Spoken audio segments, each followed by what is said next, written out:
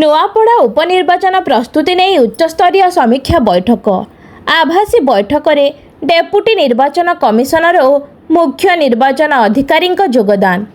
ନୂଆପଡ଼ା ବିଧାନସଭା ଉପନିର୍ବାଚନକୁ ତ୍ରୁଟିଶୂନ୍ୟ ଓ ସଫଳତାର ସହିତ ଅନୁଷ୍ଠିତ କରାଇବାର ଲକ୍ଷ୍ୟ ରଖି ଜିଲ୍ଲା ପ୍ରଶାସନ ପକ୍ଷରୁ ସମସ୍ତ ପ୍ରସ୍ତୁତି ଓ ପଦକ୍ଷେପକୁ କ୍ରିୟାଶୀଳ କରାଯାଇଛି।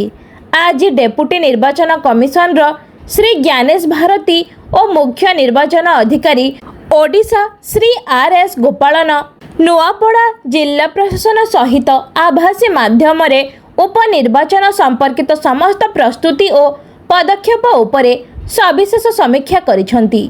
ଆଇଜି ପୋଲିସ ଶ୍ରୀ ହିମାଂଶୁ ଲାଲ, ନିର୍ବାଚନ ସାଧାରଣ ପର୍ଯ୍ୟବେକ୍ଷକ ଶ୍ରୀ ପ୍ରକାଶ ବିନ୍ଦୁ, ପୋଲିସ ପର୍ଯ୍ୟବେକ୍ଷକ ଶ୍ରୀ ବି ଶଙ୍କର ଜୟସ୍ୱାଲ ଏବଂ ଖର୍ଚ୍ଚ ପର୍ଯ୍ୟବେକ୍ଷକ ଶ୍ରୀ ଅତୁଲ ପାଣ୍ଡେ ମଧ୍ୟ ଏହି ବୈଠକରେ ଯୋଗଦେଇ ସୁଚିନ୍ତିତ ମତାମତ ପ୍ରଦାନ କରିଥିଲେ।